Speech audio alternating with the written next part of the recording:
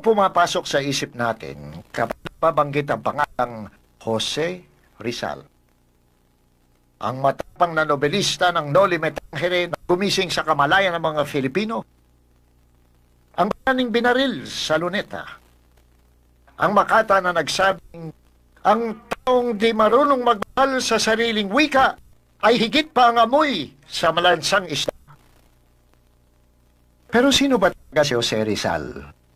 Anong uri ng Pilipinas ang kanyang kinagisnan? Anong mga ideya at prinsipyo ang kanyang isinabuhay at ipinaglaban? Ano ang kanyang tunay na pagkatao? Ako po inyong lingkod, Juni Gamboa. Samahan po ninyo ako sa susunod na oras. Hanapin natin ang puso at kaluluwa ng dakilang Filipino sa loob ng ribulto sa Luneta. Hanapin natin ang ngiti sa matigas na mukhang nakaukit sa pisong barya. Sa pamamagitan ng pagtunghay sa mga orinal na sulat, retrato, at iba pang piraso ng alaala, subukan nating kilalanin ang isang Filipinong nagngangalang Jose Rizal.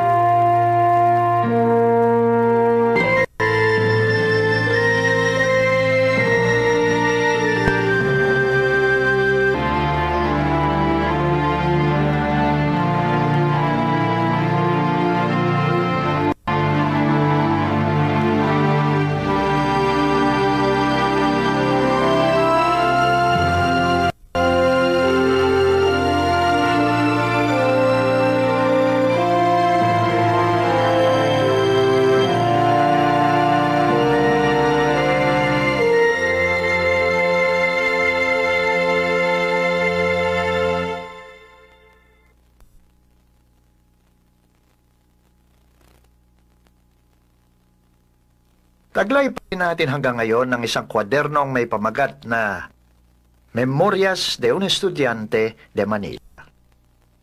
17 taong gulang si Rizal nang tipunin niya ang kanyang mga alaala mula kapanganakan hanggang sa una niyang pag-ibig sa kwadernong ito. Nagkubli siya sa pangalang P. Jacinto para manatiling pribado ang kanyang buhay. Pero sa dulo ng dokumento, matatagpuan din ng kanyang pirma. Heto ang sariling salaysay ni Jose Rizal.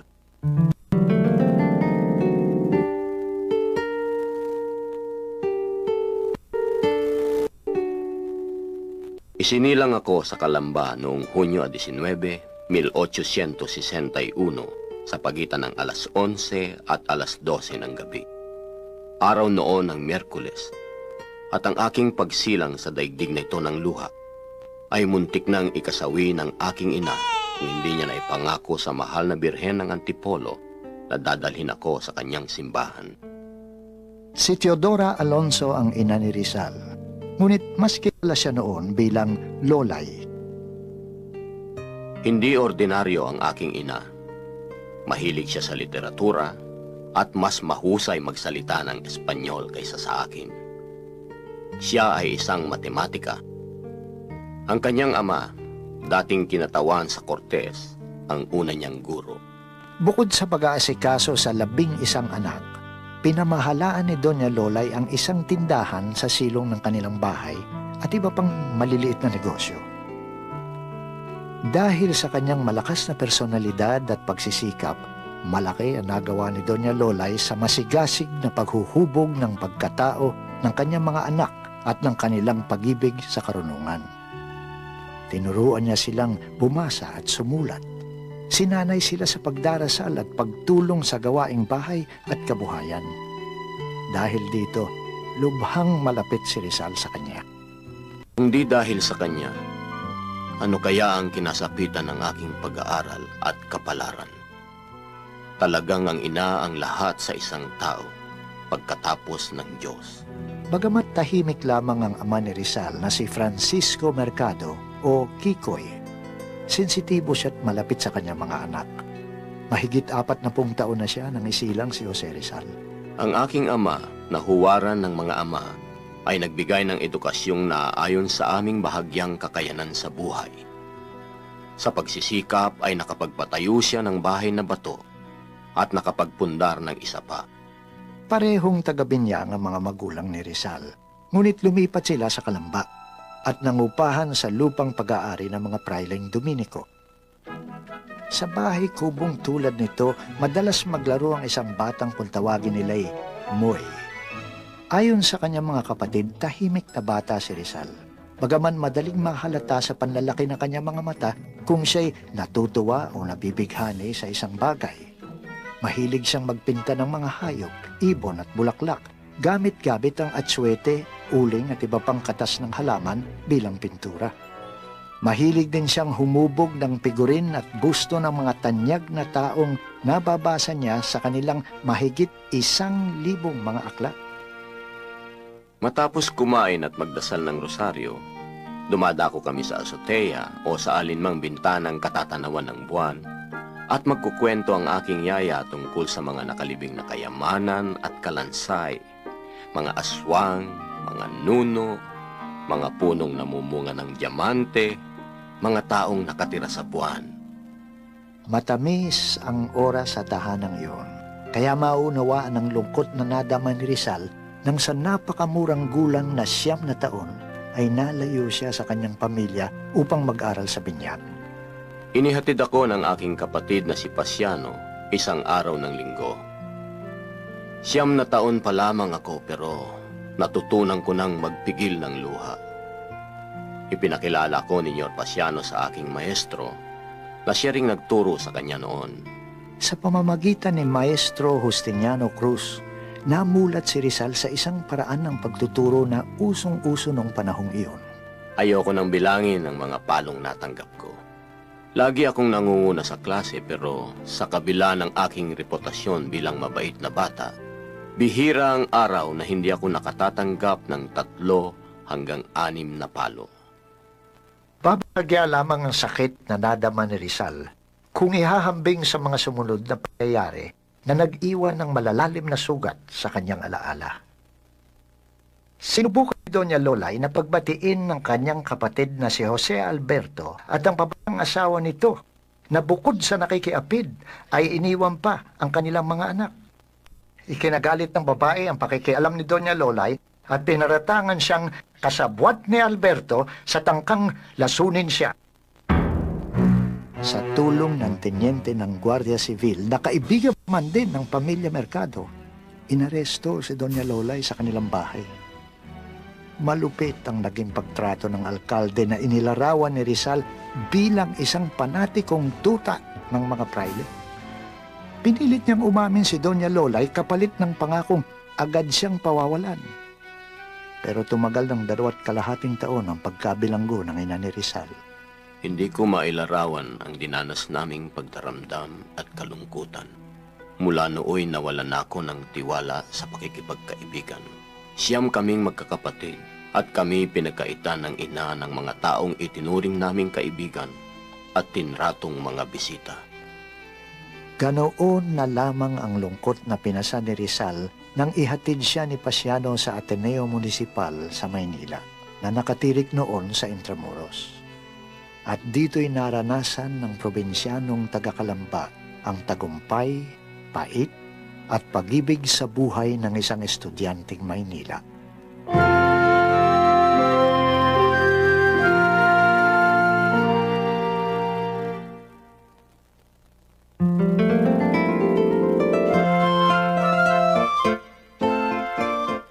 Labing 1 taong gulang pa lamang si Rizal nang siya'y magpatala sa Ateneo. Nung una'y diskumpiyado pa ang mga pare na tanggapin siya. Dahil bukod sa alangang panahon siya nagpatala, sadyang napakaliit at napakatamlay ni Rizal.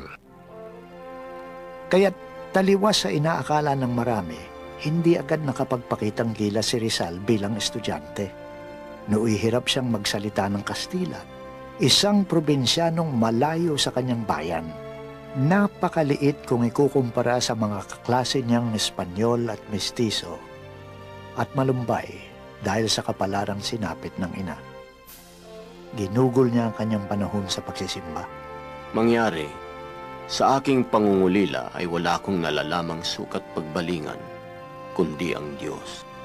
Naging masugid din siya sa pagbasa ng mga nobela at akdang pangkasaysayan. Minsay nagawa niyang linlangin ng ama na bilhan siya ng Istorya Universal sa pasubaling kailangan nito sa klase. Napalaya na si Doña Teodora nang magtapos si Rizal ng kursong sekundarya at bumalik sa Ateneo upang magkolehyo. Nang panahong ito'y umusbong ang talino niya sa pag-aaral. Tuwing semestre ay nakakapag-uwi siya ng mga premyo. Sa ilalim ng matyagang pamamatnubay ng profesor niyang si Padre Francisco de Paula Sanchez, pinatalas ni Rizal ang kanyang pagkatha sa wikang Espanyol. Nakapagsulat siya ng ilang tula at nagsalin ng dulang banyaga na itinanghal sa gabi ng kanyang pagtatapos sa kolehiyo. Nang tanggapin ni Rizal ang kanyang diplomang Bachelier en Artes at 5 medalya sa gulang na 15, sa halip na matuway, lubha siyang nalungkot. Paalam, magandang panahong di ko malilimot. Sa karimlan ng aking buhay, ikaw ang sandaling bukang liwayway na hindi na muling babati. Paalam, maliligayang oras ng aking naglahong kamusmusan. Nang bumalik si Rizal sa Calamba, umasa si Doña Lolay na tutulungan na lamang niya si Pasiano sa bukid. Ayaw na sana akong pag-aralin pa ng aking ina. Anya, sapat na ang aking nalalaman at kapag nadagdagan pa ito'y mapupugutan ako ng ulo. Pero nang hinayang si Don Kikoy sa talino ng kanyang anak, kaya pinag-aral ito ng filosofiya sa Universidad ng Santo Tomas. Kumuha din si Rizal ng kurso sa Land Surveying o Agrimansura sa Ateneo upang mapagbigyan ng kanyang ina.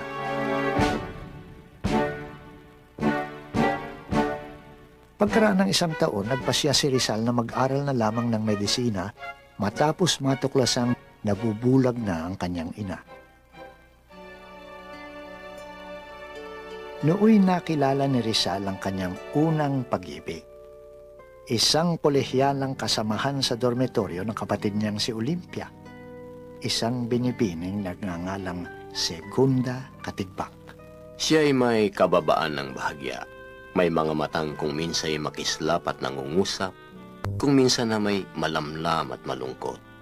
May mga pisnging mamula-mula, may isang ngiting nakakagayuma at nakakaakit. Habang kausap siya, wari unti-unti kong nilalago ang napakatamis na lason ng pag-ibig. Ang mga sulyap niya'y bumabaon na parang palaso sa kaibuturan ng aking puso. Naudlot ang suyuan nang pauwiin si Segunda ng kanyang ina upang alagaan ng sanggol na kapatid. Ilang mga dalagita ang pinagkainteresan o naging interesado kay Rizal bago niya natuklasan ang pag-ibig sa kaanak niyang si Leonor Rivera. Habang nagbakasyon sa Calamba, naganap ang isa pang pang-aalipusta na yumanig sa pagkatao ni Rizal. Isang gabi, habang naglalakad pa uwi, nakaligtaan niyang saluduhan ng isang tenyente ng Guardia Sibil. 3 hagupit ang tinanggap niya. Inilapit niya ang kaso sa Malacanang, ngunit hindi siya pinansin. Pero ang mga hagupit na ito'y simula lamang ng iba pang latay na tatanggapin ni Rizal upang mamulat sa paaping dinaranas ng mga Filipino sa ilalim ng buktot na lipunan at pamahalaan. Subali si Rizal sa isang panitikan. Nanalo ng unang gantimpala ang lahok niyang El Consejo de los Dioses. Nang pumanhik siya sa entablado at nakita ng mga manonood na isang Pilipino, na isang Indio ang nanalo, walang pumalakpak. Gayunpaman, hindi nasira ng loob si Rizal. Nang pagtanto niya na hindi kikilalanin at hindi sasapat ang kanyang pag-aaral sa San upang makapanggamot, nabuo ang kanyang pasya na mag-aaral sa Espanya. Tinanggap ni Rizal ang hikayat ng mga kaibigan, maging ng tiyo niyang si Antonio Rivera, ama ni Leonor. Pero walang kapantay ang ibinigay na suporta ng kapatid ni Rizal na si Pasiano. Mas sinop niyang binalak ang pag-aaral ni Rizal at ipinamana ang pangarap na laan sana sa kanya. Isang pangarap na ipinagpalit sa obligasyon ng panganay na lalaki na pangasiwaan ng kabuhayan ng pamilya. Inilihim nila sa pamilya ang mga balak.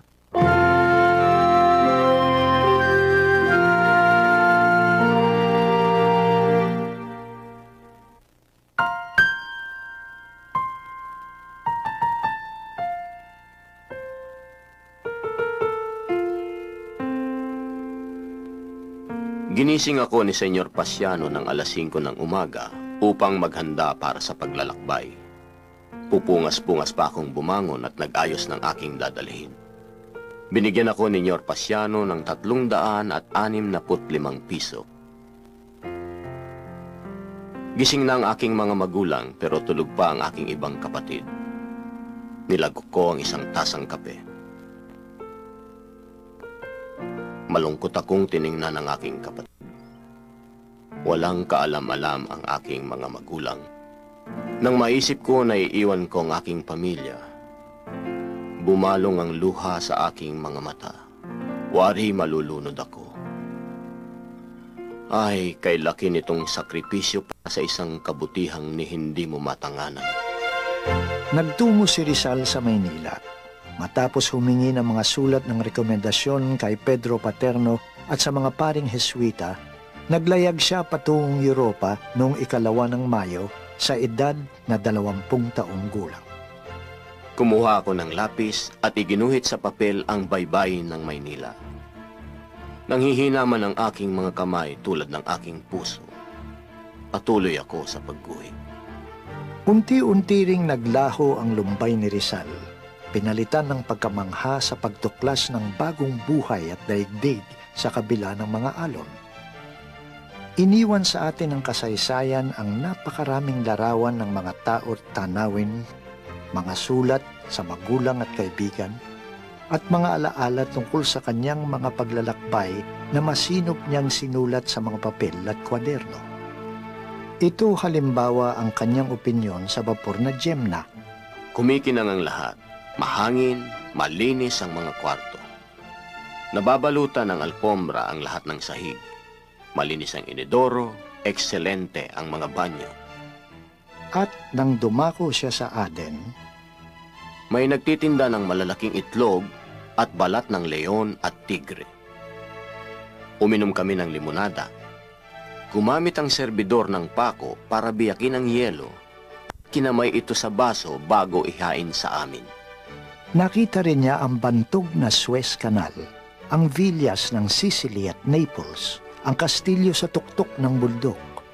Dumaong si Rizal sa Marseille, France, at mula rooy sumakay ng tren patungong Barcelona, Spain, kung saan siya namalaki ng ilang buwan upang palipasin ang bakasyong pangtag-araw ng mga universidad.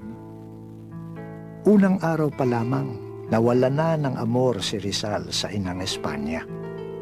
Pumasok ako sa pinakapangit na dako ng lungsod at namalagi sa fondang nakasiksik sa isang makipot na eskinita. Ang mga tao'y walang pakialam sa isa't isa. Tumatagos ang lamig hanggang buto.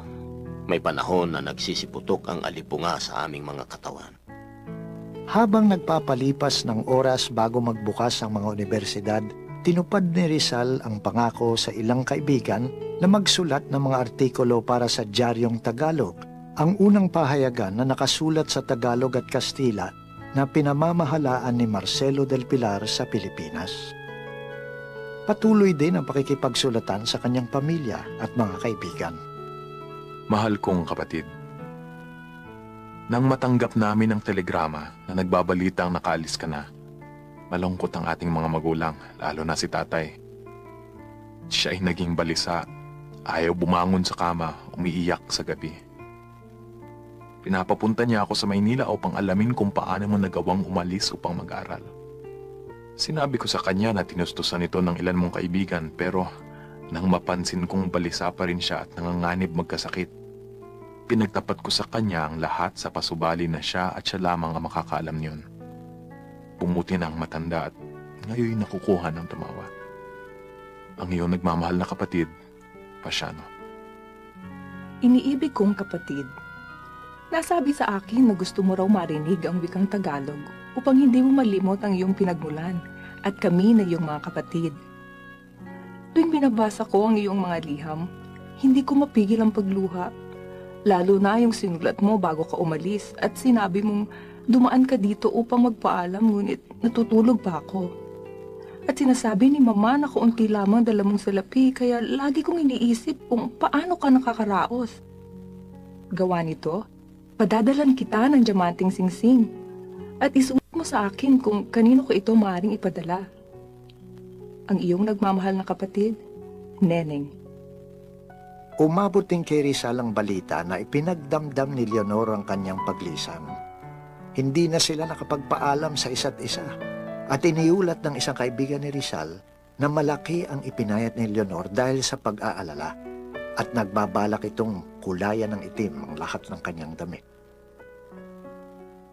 Mula sa Barcelona ay lumipat si Rizal sa Madrid at magkasabay na nagpatala sa Kolehiyo ng Medisina at Kolehiyo ng Pilosopiya at Letras. Nakuha rin niyang ipagpatuloy ang hilig sa pagpipinta, pagsusulat at pag-aaral ng mga wikang Europeo. Tinipid ni Rizal ang sarili sa maraming bagay, maliban sa libro, tiket sa teatro at kaunting paglilibang. Madrid, ika-30 ng Disyembre 1882. Senyora Maria, natanggap ko ang maikli ngunit malaman mong liham. Maniniwala ka ba na hindi pa ako naliligo mula noong Agosto at hindi ako pinagpapawisan? Ganyan dito, napakalamig at napakamahal ng paliligo. 35 sentimos ang bawat isa. Ang nagmamahal mong kapatid, Jose. Totoong hindi Madrid ang sentro ng karunungan sa Europa. Madalas reklamo ni Rizal ang gawin ng mga estudyante doon na natutulog hanggang tanghali. Kung gabi na may dumadalaw sa bahay ng mga kalapating mababa ang lipad. Pero mahirap ding sisihin ang mga kabataang mula Pilipinas. Sa unang pagkakataon, malaya sila mula sa kanilang magulang sa isang napakalayong lugar kung saan mura ang aliw.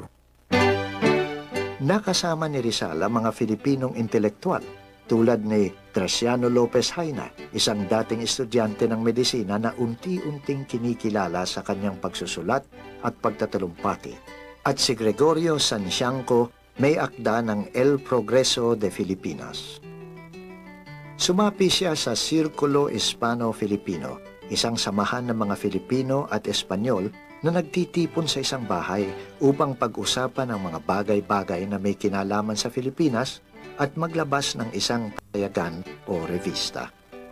Bukod sa mahusay na konversasyon, malaki ang motibasyon sa pagpunta roon ni Consuelo Ortega, ang dalagang anak ng may-ari ng bahay. Niligawan siya ni Rizal, at bagaman inakala ng dalaga na napakasaya niyang kausap, ang pinili niya ay si Eduardo de Ete, isang Kastilang ipinanganak sa Pilipinas na magmula nito'y naging lihim ng kaaway ni Rizal.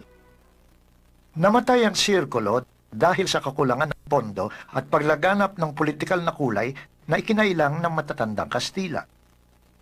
Di man nila napansin, tumatalab na ang mga liberal na ideya sa kamalayan ng mga Filipinong intelektual. Isang proseso ng pagbubukas ng isip sa pagkakaiba ng buhay sa konserbatibong Filipinas at Espanya kung saan napakaliberal ng pagpapalitan ng mga ideya. Bunga din ito ng mga ideyang napulot mula sa mga klase sa filosofiya na nagpapahalaga sa katuwiran sa halip na relihiyon at bulag na pananampalataya. Bunga rin ito ng pagpapalitan ng kuro-kuro sa pagitan ng pag-inom ng kape o pagkatapos manood ng mga dula sa teatro. Sa makatuwid, naging napakanatural ng pagpasok ng politika sa usapan. Halos hindi ito namalayan. Makikita ang pagsibol ng kamalayang politikal sa isang talumpating binigkas ni Rizal bilang parangal sa pagkapanalo nina Juan Luna at Felix Resurrección Hidalgo sa isang timpalak sa pagpinta.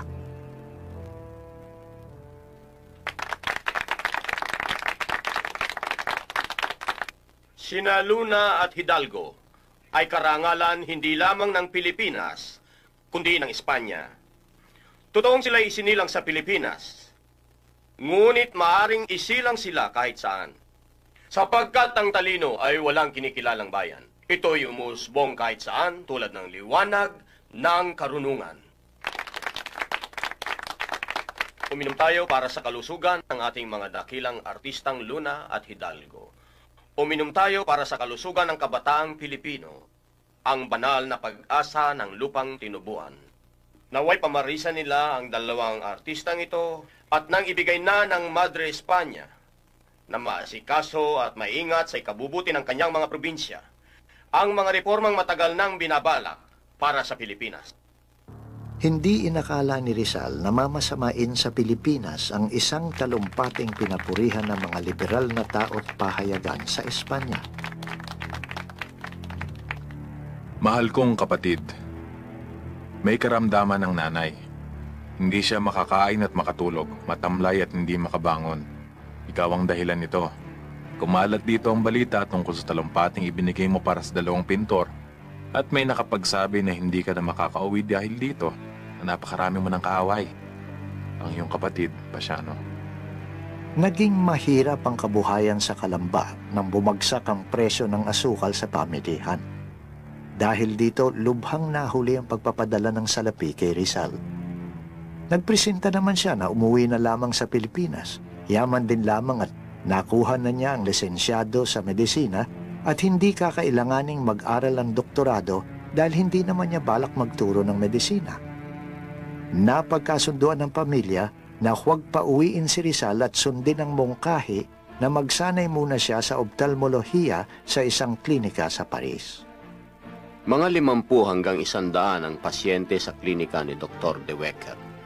Maraming duling ang naitutuwid ang mata. Kahapon, inoperahan namin ang isang kusinera na mas duling pa kina Emilio at Mariano. 2 minuto lamang, naayos na. Madalas siyang maging panauhin ng pamilyang Pardo de Tavera, mga biyanan ni Juan Luna. Sakalit kapusin ako ng salapi, nagpresenta si Luna na pautangin muna ako dahil mayroon pa raw siyang naitatabi. Dahil isang pintor, kung minsa'y pobre siya at kung minsan na may parang milyonaryo. Ginantihan naman ni Rizal ng pagkakaibigan ang kabutihan ni Luna. Naging modelo siya sa iba't ibang larawan ng pintor. Napagpasyahan ni Jose na magtungo sumandali sa Heidelberg, Germany upang magsanay panglalo sa klinika ni Otto Becker. Pinagbuti rin niya ang pagsasalita at pagsulat ng wikang Aleman. Ngunit sadyang may lungkot na matatagpuan sa malalaking gusali at nagnyenyebeng mga daan. Kaya laging pinananabikan ni Rizal ang init ng pagtingin ng kanyang pamilya. Kahit kapos sa salapi, pinagsisikapan niyang bigyan ng aginaldo ang kanyang mga pamangkin. Isinalin niya at ginawa ng dibuho ang mga kwentong pambata ni Hans Christian Andersen. Madalas din niyang ipagtampo ang katamaran ng kanyang mag-anak sa pagsulat. Mga mahal kong magulang at kapatid, napuno ko ang 4 na pahina kahit walang sinasabi, na nagpapakita lamang na pwedeng sumulat ang isang tao kahit wala naman siyang malaking ibabalita. Sa panahong ito, nagsimula sa pamamagitan ng isang sulat ang matalik na pagkakaibigan ni Jose Rizal at Ferdinand Blumentritt, isang Austrian scholar. Professor Ferdinand Blumentritt, nang mabalitaan ko po na pinag-aaralan ninyo ang aming wika at sa katunayan nakapagpalimbag na ng ilang akda tungkol dito, minabuti kong padalhan kayo ng isang aklat na sinulat ng isa sa aking mga kababayan. Gumagalang, Jose Rizal. Agad na sinagot ni Blumentritt ang sulat. Pinakilala ni Blumentritt si Rizal sa mga kilalang eskolar ng Europa, mga higante ng karunungan at siyensya. Bagamat sa simula'y siyensya at Filipiniana ang nagbuklod sa kanila, sa pagtagal ng panahon, si Blumentritt ay naging ama-amahan, tagapayo, tagapagtanggol at tagahanga ang tunay na kabiyak ng kanyang kaluluwa. Kasama ng sulat na ito ang isang larawang iginuhit ko sa lapis upang makilala ninyo ako sa istasyon. Masakit sa amin ang matagal mong hindi pagsulat. May sakit ka ba o may masamang nangyari sa iyo? Ngayong bisperas ng bagong taon, ang pamilya ko'y iinom ng punch para sa iyong kalusugan. Pinuno ako ng kaligayahan nang matanggap ko ang sulat mo. Sa labis na kasabikan, matagal akong hindi nakakain. Salamat sa Diyos at magaling ka na. Lumamig na ang sabaw sa pagkatulala ko nang mabasa ko ang dalawang sulat. Busog na busog ang puso ko. Naisip ko, anong kabutihan ang nagawa ko upang maging karapat-dapat sa pagkakaibigan ng tulad ninyong busilak ang puso? Sa panahong ito'y tinatapos na ni Rizal ang Noli Me Tangere, pero nahirapan siyang maghanap ng pondo upang ipalimbag ito sa mga imprenta ng Berlin.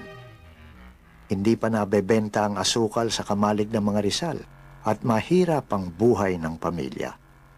Sa kabutihang palad, nagpunta roon si Maximo Viola, isang kaibigang nakilala niya sa Barcelona.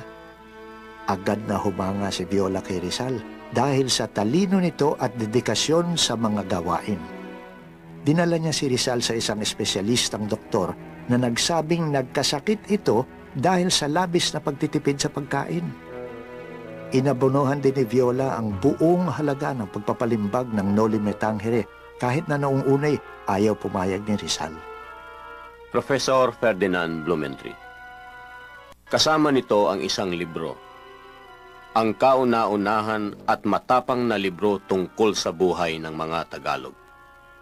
Makikita dito ng mga Pilipino ang kasaysayan ng nakaraang 10 taon.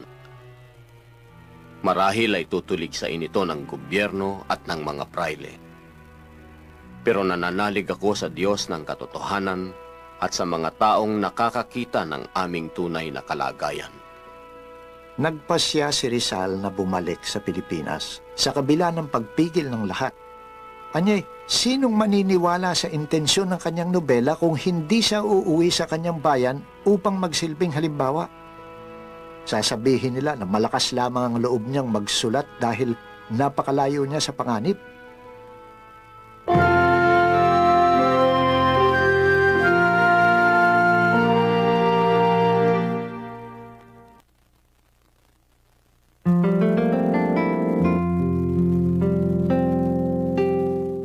Nang magbalik si Rizal sa Pilipinas, hindi pa gaanong napag-uusapan ang Noli Me Tangere.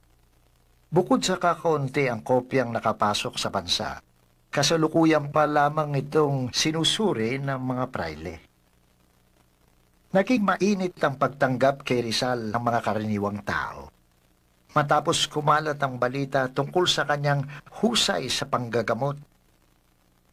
Maraming bata, ali at matatanda ang sumusunod saan man siya magpunta. Pero makaraan ng 3 linggo, nagkatotoo ang hinala ni Rizal. Pinatawag siya ng Gobernador General sa Malacanang dahil sa reklamo ng mga praile tungkol sa nobela.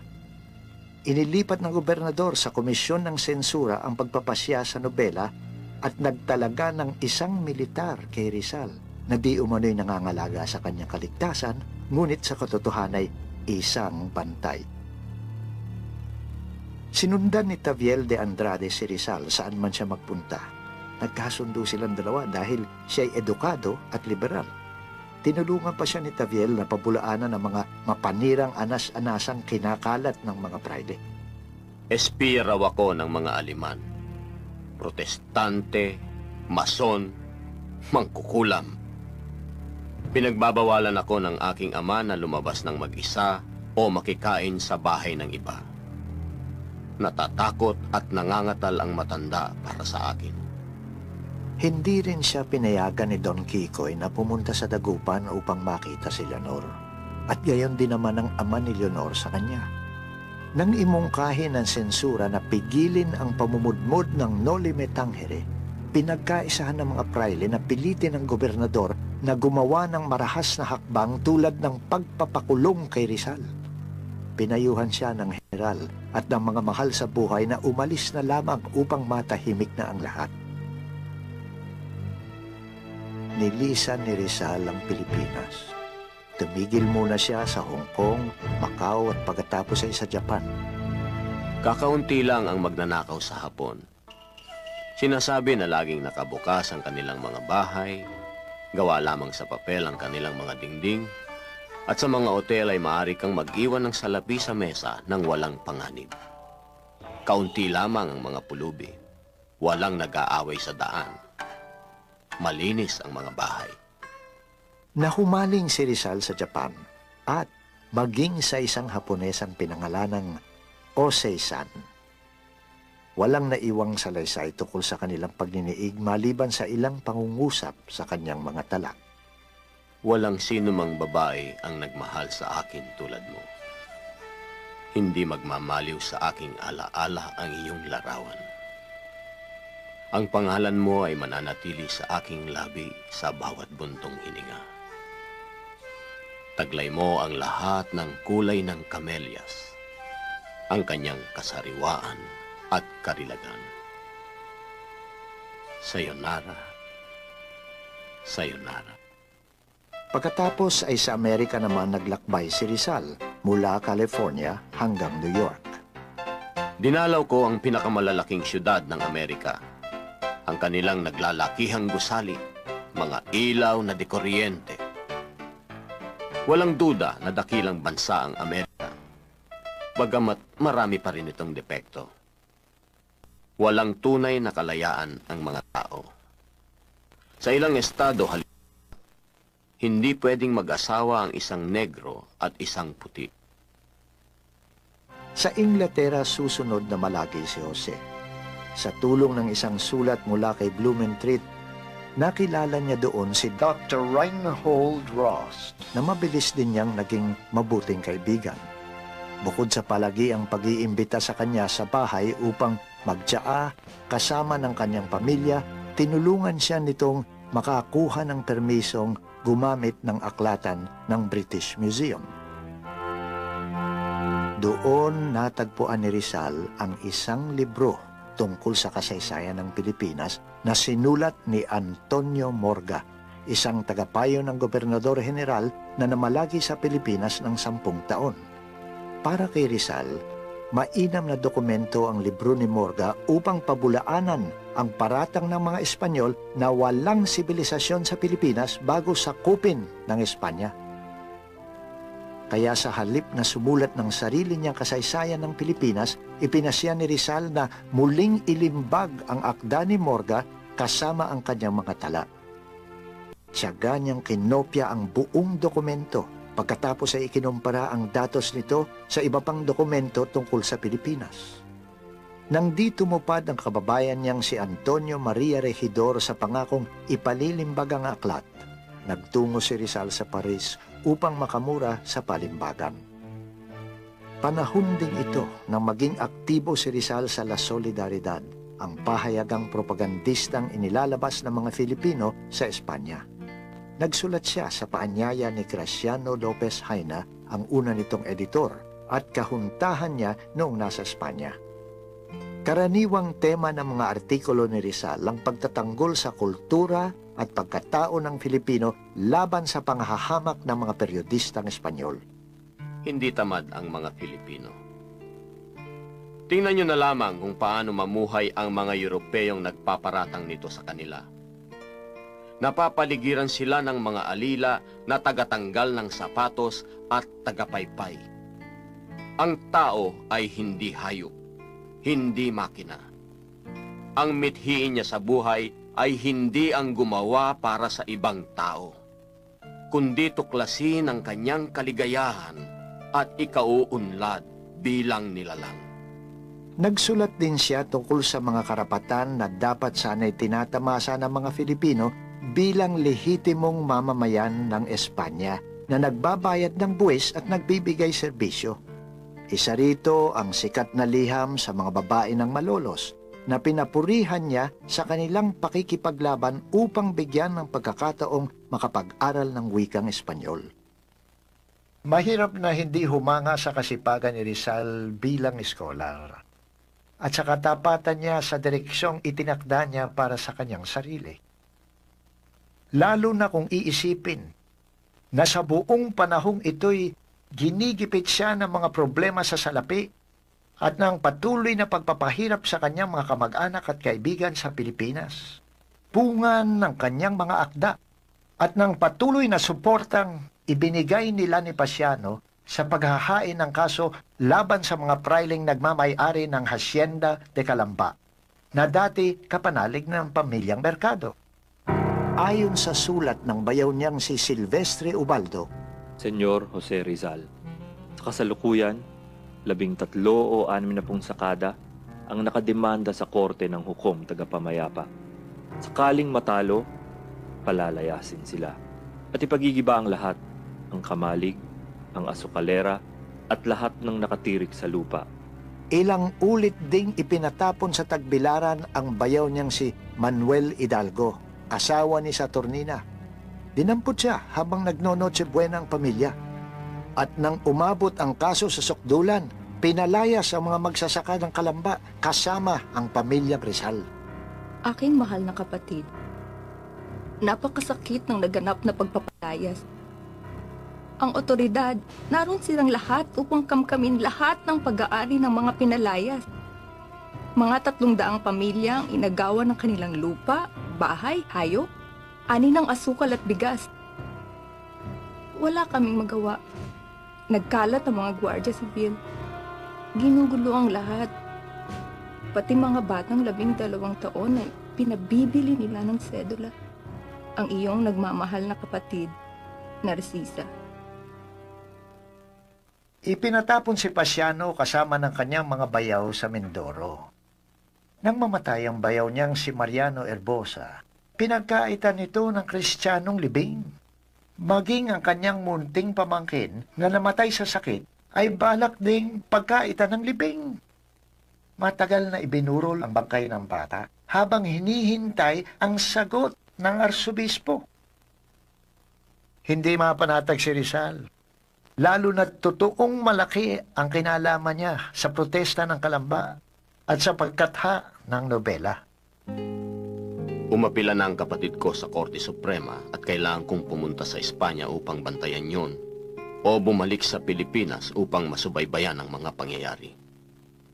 Nanaisin ko pang mamatay para sa aking mga kababayan kaysa mabuhay dito ng maginhawa. Pero pinigil siya ng kanyang mga kamag-anak at kaibigan. Ano pa bang magagawa niya sa Pilipinas, kundi dagdagan ng kanilang pasakit? Ang mga bagay na ito ang gumugulo sa isip ni Rizal nang mamalagi siya sa Espanya.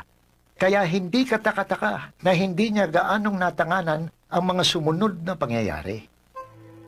Nagkaroon ng kaunting intriga sa pagitan ni Rizal at Del Pilar tungkol sa organisasyon at pamamalakad ng gawain ng mga Filipino sa Madrid. Sinasabi na nagsimula lamang ito sa palagiang pagpapayo ni Rizal tungkol sa pamamalakad ni Del Pilar ng La Solidaridad. Bukod pa rito ang madalas niyang panunuligsa sa pagpapabaya at pambababae ng mga Filipino. Walang mali siya ang mga payong ito ni Rizal. Siya ang tinitingalang pasimuno ng mga makabayang manunulat at hinirang na pinunong pandangal ng La Solidaridad. Gayunman, nang bumalik siya sa Espanya matapos ang mahabang panahon, marami siyang ideya at pangarap para sa mga Filipino roon na inakala niyang hindi siya mahihirapan na ipatupad ang mga ito. Hindi niya naisip na posibleng naliligaw siya sa teritoryo ni Del Pilar na kinikilala din ng lahat kasama na ni Rizal bilang pangunahing tagapagsulong ng lahat ng gawaing politikal ng mga Filipino sa Madrid mula nang umalis si Rizal. Ayon kay Rizal, sinamantala ng kampo ni Del Pilar, lalo na ng dati niyang karibal na si Eduardo Lete, ang isang eleksyon para sa pagkapinuno ng mga Filipino sa Espanya upang hiyain siya. Inakala ni Rizal na formalidad lamang ang eleksyon, pero ilang ulit na hindi sumapat ang botong nakuha ni Rizal sa napagkasundo ang mayorya. Bagamat nanalo din siya pagkatapos ng ilang pang botohan, labis siyang nasaktan. Ginawa man ni Del Pilar ang lahat upang aluin si Rizal. Lubha itong pinersonal ni Rizal na lubhang nasugatan sa mga pangyayari. Pero mayroon akong isang kahinaan. Marunong akong magpatawad, pero hirap akong makalimot. Kaya kung naaalala kong ikaw noon ang aking tagapagtanggol, hindi ko rin malimot na ikaw ang unang taong ginamit nila upang patalsikin ako. Hindi pa man humuhupa ang kanyang puot, nakatanggap siya ng isang sulat mula kay Leonor Rivera na taglay ang kamandag ng isa na namang kasawian. Wala na ang sulat na ito, pero nalalabi pa ang salaysay niya kay Blumentritt. Ang aking kasintahan na nanatiling tapat sa akin ng higit sa 11 taon ay magpapakasal na sa isang Ingles, isang inhinyero sa tren. Nang marinig ko ang balita, hinakala kong mababaliw ako, pero nakalipas na yun. Huwag mong pagtakhan na ipinagpalit niya ako sa isang Ingles na nagngangalang Keeping. Ang mga Ingles ay malaya, ako'y hindi. Nawaglit na sa kasaysayan ang mga sulat ni Rizal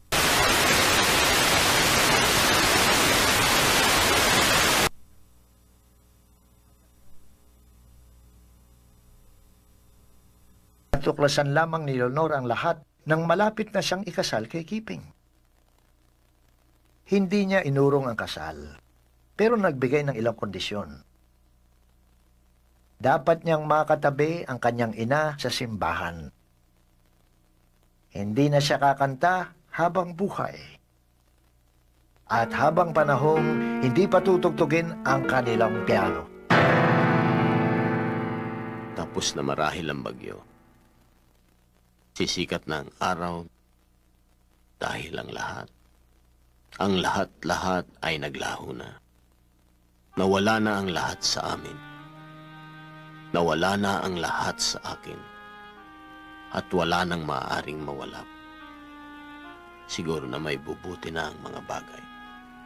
Ganoon nga ang nadama niya nang magtungo siya sa Biarritz, isang maayang bayan sa France malapit sa dagat. Biniyayaan siya ng panahon upang aluhin ng sarili, upang ayusin ang kanyang ikalawang nobela, upang umibig ng muli. Umibig siya kay Nelly Busted na sinusuyo ng kababayan niyang si Antonio Luna. Tinanong kita ng maraming beses kung may pagtingin ka kay Nelly at sinabi mong wala. Hinikayat mo pa nga akong ligawan siya. Noong lumaon ay natanggap din ni Luna ang mga bagay-bagay, bagamat minsan nang malasing siya ay muntik na silang magduelo ni Rizal. Nang lumaon ay nagkabati rin ng dalawa at ipinaubaya ni Luna kay Rizal ang babae. Pero hindi maaaring magpakasal si Rizal. Nakasangla ang puso niya sa kanyang mga gawain. Marami sanang dalaga na sana'y nakapagbigay liwanag sa aking buhay kahit isang araw man lamang. Subalit wala. Wala. Tulad ako ng mga biyahero na dumadaan sa lugar na hitik sa bulaklak. Nilalampasan nila ito sa kaiisip na may hinahanap silang kung ano na hindi nila mawari. Subalit paglaon, ang natatagpuan nila'y pawang disyerto at pagsisisi. Nagtungo si Rizal sa Belgium upang ipalimbag ang kanyang pangalawang nobela. Pero tulad ng dati, kinapos siya ng pondo. Naisanla ko na lahat ng alahas ko, tumitira ako sa isang maliit na silid, kumakain sa isang dukhang restauran para lamang maipalimbag ang aking libro. Kung hindi lamang ako naniniwala na may natitira pang mabubuting Pilipino, iibigin ko pang lamunin ng diablo ang lahat. Kay raming nangako na magbibigay ng salapi para sa libro. Ano bang akala nila sa akin? Kung kailan pa kinakailangan ng isang tao na matahimik ang kanyang diwa at isip, ay saka pa nila lilinlangin at aabahin. Manaka-nakay naiisip ko tuloy na sunugin ang aking sinusulat at ako'y lilisan upang makapaghanap buhay para sa aking sarili. Pero tulad din ng dati, may kaibigan siyang Valentin Ventura na nagpaluwal ng salapi para sa nobela. Ang isa pa niyang kaibigang si Jose Basa ang nagpautang ng pamasahe patungong Hong Kong. Dito'y muling nakatagpo ni Rizal ang kanyang pamilya.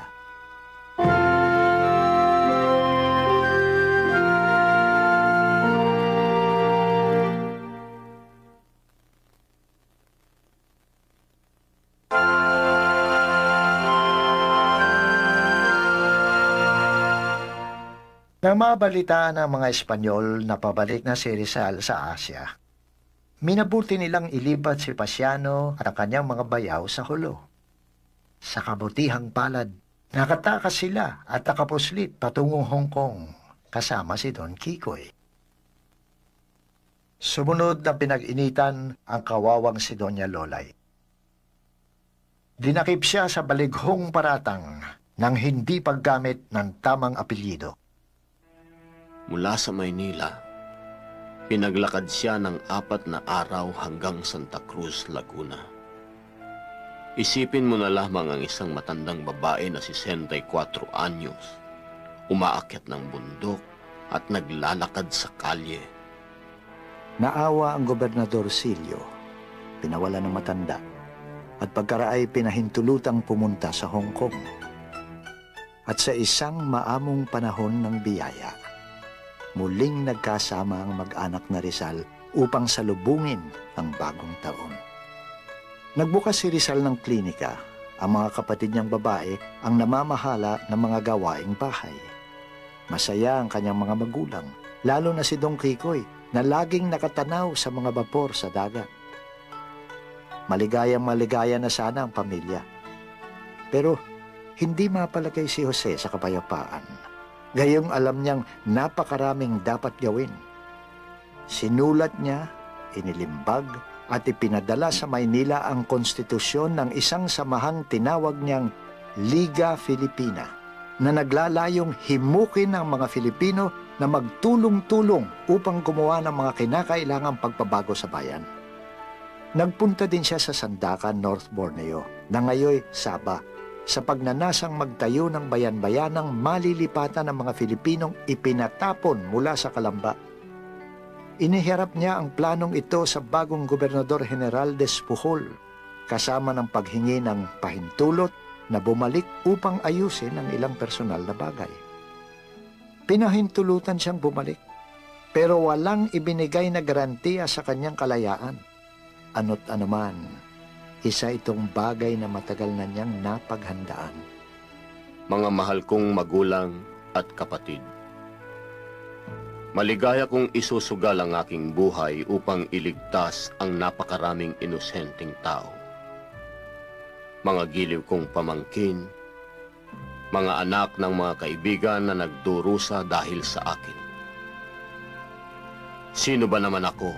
Isang tao lamang, walang mag-anak, tinatabangan na sa buhay. Umaasa ako na matutuwa ang aking mga kaaway at ititigil na ang pagpapahirap sa mga inosente.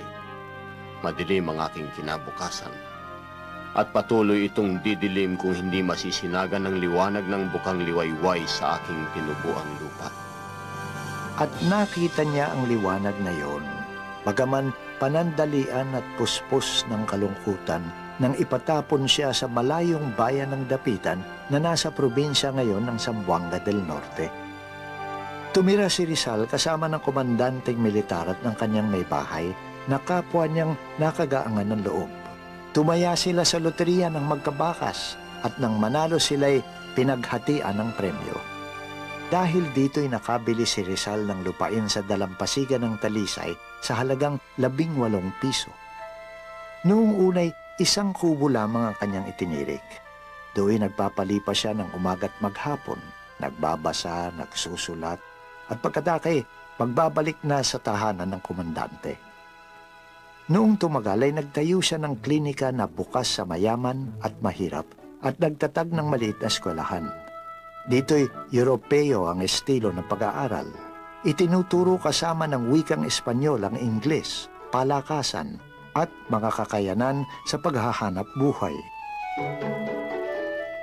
Hindi siya pinabayaan ni na Blumentritt 10 ng mga kaibigan nitong iskola sa Europa. Lagi siyang nakakatanggap at sumusulat ng liham sa iba't ibang wika tungkol sa iba't ibang bagay.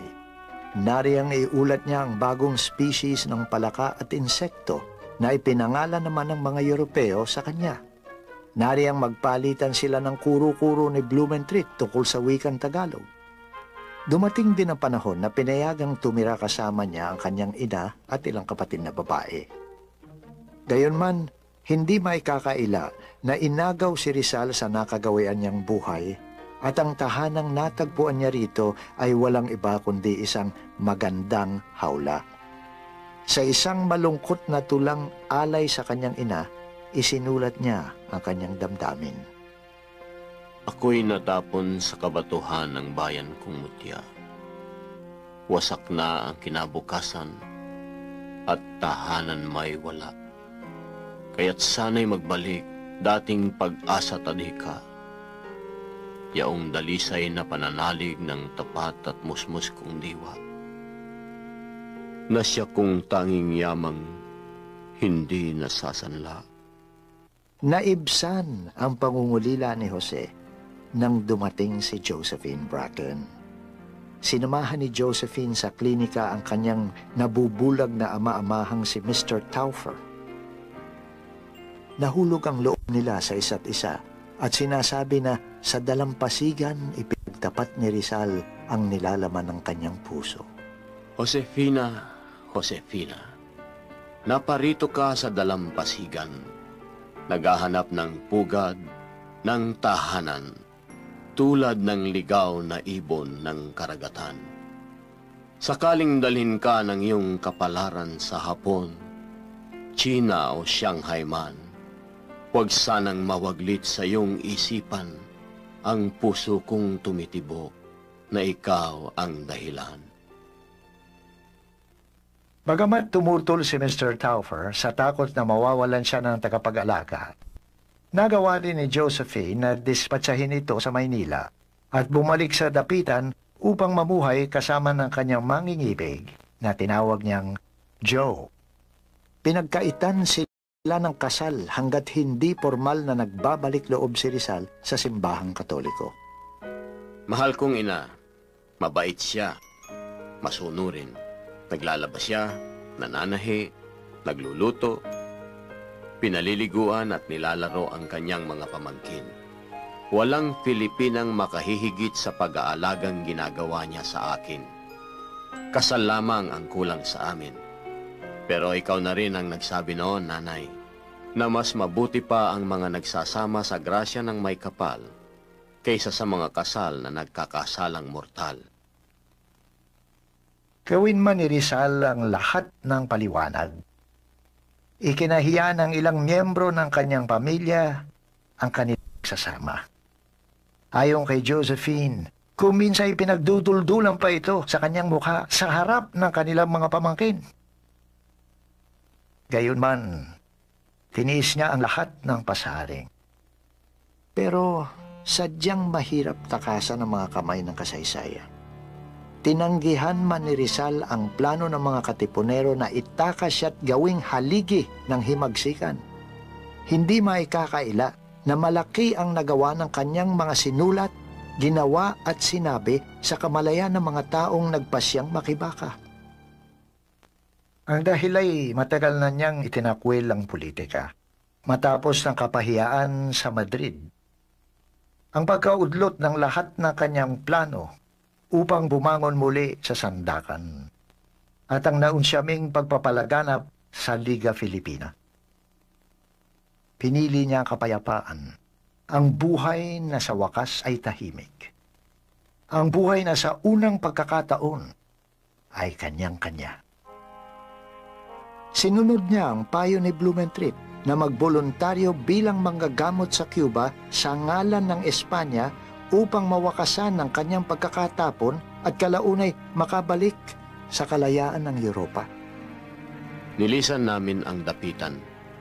Namalagi ako sa distritong yon ng 4 na taon, 13 araw at ilan pang oras. Malayo na siya sa Pilipinas nang maibaba ang pasya na pabalikin siya sa Pilipinas upang humarap sa korte sa paratang na rebelyon at pagbubuo ng mga ilegal na samahan.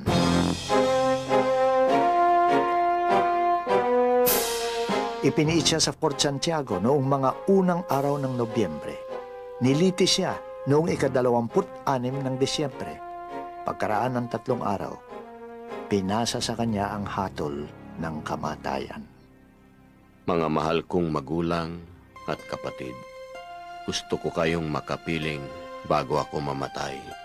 Pumunta rito ang mga malalakas ang loob. May mahalaga akong bilin.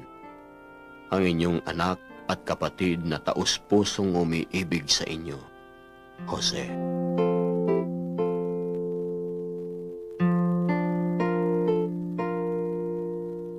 Pinakaunang dumalaw ang kanyang ina. Humingi si Rizal ng tawad para sa lahat ng paghihirap na idinulot niya sa pamilya at hiniling na kunin nito ang kanyang bangkay. Gusto siyang yakapin ng kanyang ina, ngunit pinaghiwalay sila ng mga Gwardiya Sibil.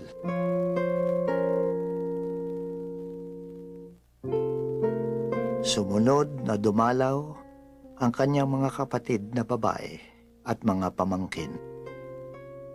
Isa-isa niyang ipinamigay ang kanyang mga nalalabing gamit. Ipinagbilin niya kay Trining ang isang lamparang inihandog sa kanya ng mga Pardo de Tavera. There is something inside. Ibinulong ni Rizal sa Ingles upang di maunawaan ng mga gwardya. Doon niya isiniksik ang kanyang huling tulak. Sinulatan niya ang mga mahal sa buhay na hindi nakapagpaalam. Ang kanyang matalik na kaibigan na nagdadalamhati sa Europa. Kapag natanggap mo ang liham na ito'y pumanaw na ako. Paalam, pinakamatalik, pinakamamahal kong kaibigan. May iniwan akong libro para sa iyo bilang alaala mo sa akin.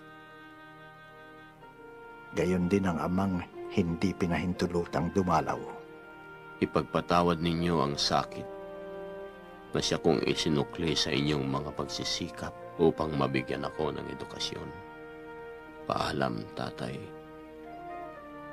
Paalam. At ang butihing kapatid na malayo na noon sa larangan ng digma. 4.5 taon na tayong hindi nagkikita at nagkakausap. Pero hindi naman natin kailangan ng mga salita upang maunawaan ang isa't isa, hindi ba?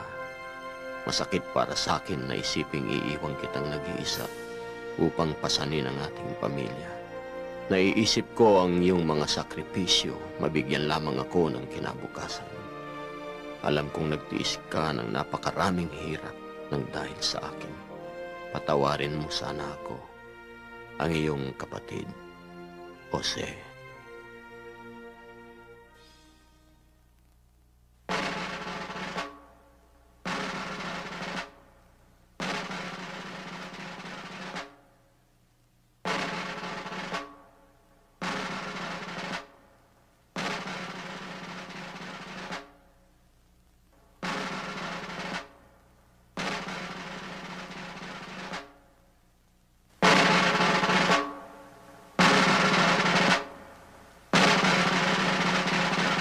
Preparen!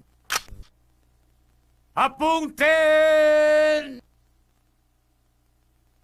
¡Fuego!